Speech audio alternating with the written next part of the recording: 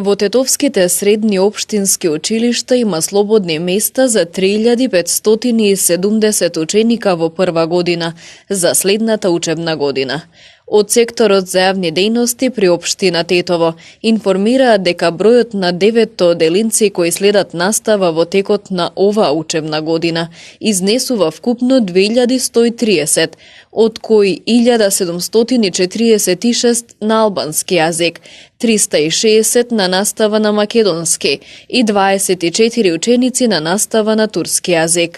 За оваа година, како новитет може да кажеме, некои професионални нови предмети кои што не се во медицинското училиште, каде што се предвидени да се запишат ученици во новата паралелка и тоа за акушерство, кое што е предвидено за оваа учебна година, кое што е новитет за оваа учебна година. Исто така е предвидено и да се запишат ученици за паралелката кое што е за негователи, кое што повторно е новина во средното срочно училиште, медицинското училиште, додека во другите средни срочни училишта се предвидени истите оние профили кои што ги имавме минатите години со некои мали измени во именувањето на профилите. Ти се задржања повторно на оние строги критериуми за упис во гимназиите и во медицинското училиште, што го започнавме пред 6 години, тоа ќе се повторува и ова учебна година и нема да дозволиме да се намалат критериумите за упис во овие училишта и повторно ќе ги насочиме учениците во средносрочните училишта за да го појачаме, да се зголеме бројот на ученици кои се запишуваат во овие технички смерови. Бројот на ученици е константен во текот на изминатите години, со оглед на тоа што децата од руралните средини учат во градот. Сепак неодминлива е миграцијата на ученици во другите градови или во странство. Бројот се одржува константен, околу 2100 ученика кои што до 2150 ученика кои што го завршуваат основното образование, додека пак за опис во прво оделение во средните општински училишта бројот на ученици кои се запишуваат е 1780 до 1800 ученика. Значи имаме околу 250 до 300 ученика кои што го завршуваат основното образование и кои што не се запишуваат во училишта кои што се општински. Каде одат овие ученици? Може да одат во средните државни училишта, може во приватните училишта да запишат или во верските училишта, за кои што ние како општински служби немаме информации, додека пак еден дел од учениците може би и да мигрираат во некој друг град или надвор од државата. Оваа бројка на опис се одржува константно во овие години, 5-6 години. Во Тетово не се чувствува намалувањето на бројот на ученици, затоа што имаме миграција од селата во градот и дека се одржува константно бројот на ученици. Може би имаме и мал раст на уписите во прва година во средните училишта, но еден друг феномен што се воочува е дека во текот на учебните години, за време на учебната година, имаме миграција на ученици во другите градови или пак надвор од државата. Тоа се воочува во последните години. Во селата имаме намалување, да кажам, на бројот на ученици во неколку села. Се забележува дека имаме од бројките што доаѓаат во средните училишта секоја година по 1% на намалување на бројот на ученици кои што завршуваат основното образование. Првото пријавување и запишување на учениците ќе биде на 17 и 18 јуни, а ранглистите со резултатите од запишувањето и слободните места ќе бидат објавени на 19 јуни. Второто пријавување и запишување на учениците е на 24 и 25 јуни, додека третото ќе се врши на 1 јули.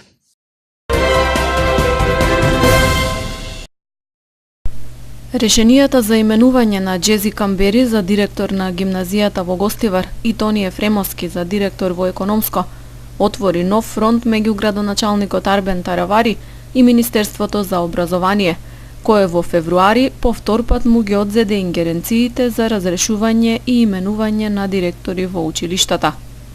Потегот на Министерството за промена на директорските места градоначалникот ги нарече срам и безличност.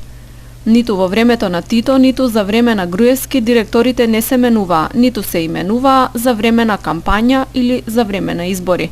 Каква срамота и безличност, реагираше Таравари. Од Министерството за образование пак испратија одговор каде тврдат дека постапиле законски и го повикаа Таравари да не ја вклучува политиката во образовниот процес. Министерството за образование и наука, согласно преземените ингеренции од општина Гостивар и почитувајќи и постапувајќи по одлуката на Државната комисија за одлучување во управна постапка и постапка од работен однос во втор степен, со која се усвојува жалба на незаконски разрешен директор, донесе решение за враќање на работната позиција. Министерството е должно да ги почитува одлуките на Државната комисија.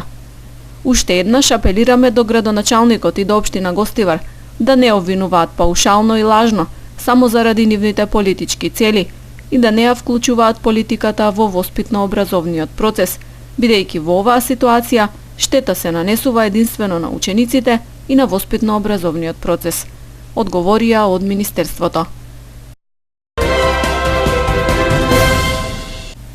3 лица се повредени во сообраќајна несреќа која се случи денес на автопатот Гостивар-Тетово околу 12 часот и 20 минути. Според информациите од полицијата, во сообраќајката учествувале 2 патнички возила со гостиварска регистрација, Ауди А3, што го управувала 23 годишна гостиварка, и БМВ која го возел 59 годишен гостиварец. Повредените лица со амбуланско возило се пренесени во болницата во Гостивар. Пред 2 дена на автопатот 51 годишна жена од Кичево го загуби животот во сообраќајна несреќа. Сообраќајка е регистрирана и во Тетово, на булеварот Маршал Тито. Патничко возило Ford Galaxy со тетовски регистарски ознаки, управувано од 51 годишниот ТС од Тетовска Брвеница, удрило во 18 годишната ЈС од Беловиште, која се движела како пешак. Повредената била пренесена во Тетовската клиничка болница. Во двата случаи извршен е увид и се работи на утврдување на причините, околностите и други детали за несреќите.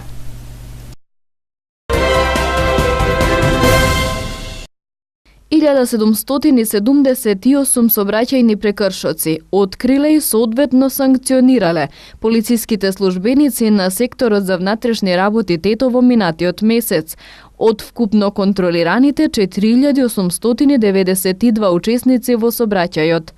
Постапувајќи согласно Законот за безбедност на сообраќајот на патиштата и Законот за возила, а поради констатирани различни видови прекршоци, од сообраќај биле исклучени 140 возила. Најмногу од исклучените возила имале истечена регистрација до и над 30 дена, 95 возила, додека кај 45 утврдена е техничка неисправност, претежно на сопирачките и уредите за управување. Во овој период од сообраќај исклучени се и 220 возачи, од кои 124 управувале без возачка дозвола, 13 со несоодветна категорија, 7 со важечка забрана, 52 возачи почетници и 10 мотоциклисти кои не користеле заштитна кацига. Откриените сообраќајни прекршоци минатиот месец заокружени се со 911 мандатни и 344 прекршочни платни налози, како и со 340 писмени опомени, а времено била одземена и 51 возачка дозвола.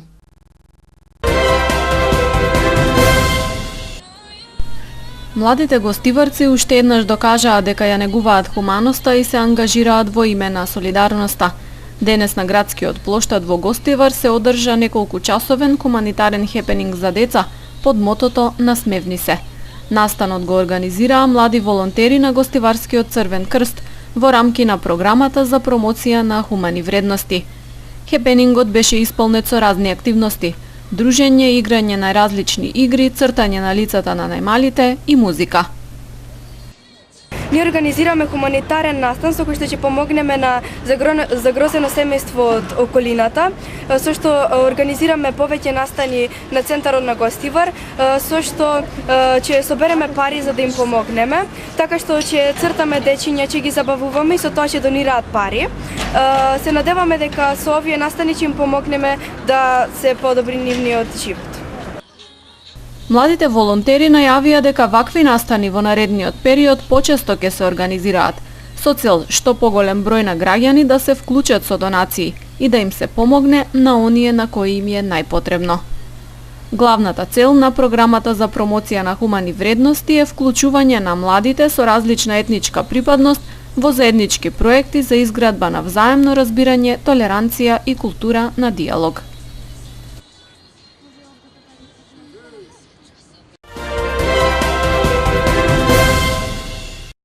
Нов јавен повик од Фондот за иновации на микро, мали и средни фирми во земјава. За оваа намена одвоени се 5 милиони евра, од кои 3 милиони евра се буџетски пари, а 2 милиони се обезбедени од Светската банка. Компаниите може да аплицираат со максимален износ од 350.000 евра, за средните компании 60% од износот е грант, а за микро и малите фирми грантот е до 70% од износот на проектите. Остатокот треба да го финансираат самите апликанти. Повикот трае до 15 мај. Она што е новитет во програмата што сакам да го истакнеме, што до оваа година покрај средства од владата, финансиски партнер во реализација на планот за економски раст е и Светската банка. Една од препораките што ги добивме во изминатиот период од неколку консултанти кои што работат во делот на ревидирање и консолидација на системот на доделување на финансиска поддршка на државата кон компаниите беше да се обидеме што е можно повеќе да ги консолидираме инструментите, така што она што го имавме во минатото како две посебни програми, една финансирана само од Светската банка, една финансирана само од владата, со овој повик веќе ги спојуваме и ги консолидираме во едно. Она што особено радува е што Светската банка како реномирана меѓународна финансиска институција прифати поголем дел од условите, критериумите и процедурите кои што се спроведуваат под планот за економски раст. Домакинствата за нов приклучок за струја ќе плаќаат за 20% поевтина цена, наместо до сегашните 500 евра, тој ќе поевтини на 400 евра. Ова го потврди Марко Бислимовски, директор на Регулаторната комисија за енергетика. Ова намалување важи за домакинствата, а ќе има и попуст за останатите потрошувачи, поради намалувањето на трошоците за обезбедување на опремата.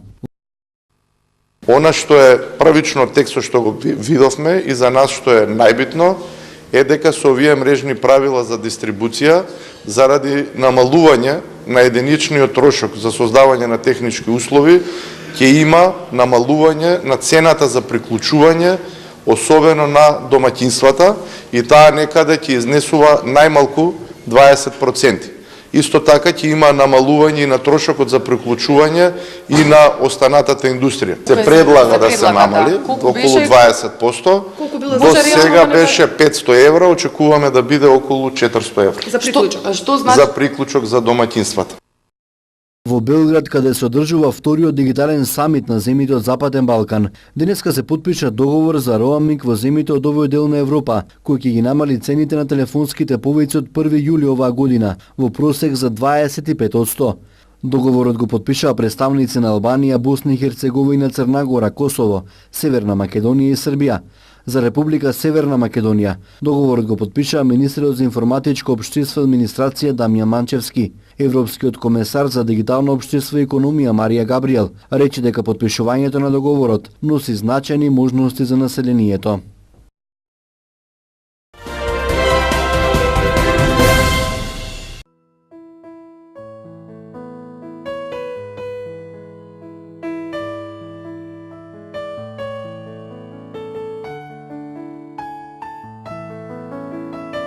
Времето денес беше сончево со мала до умерена облачност.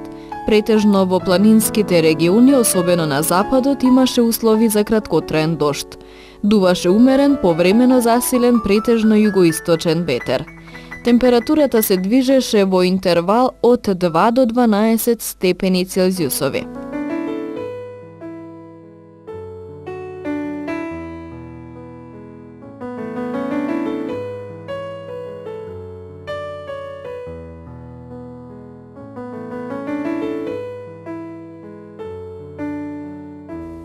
Времето утре ќе биде променливо облачно со услови за краткотраен дожд. Ќе дува умерен до повремено засилен ветер од југоисточен правец. Температурата ќе се движи во интервал од 3 до 8 степени Целзиусови.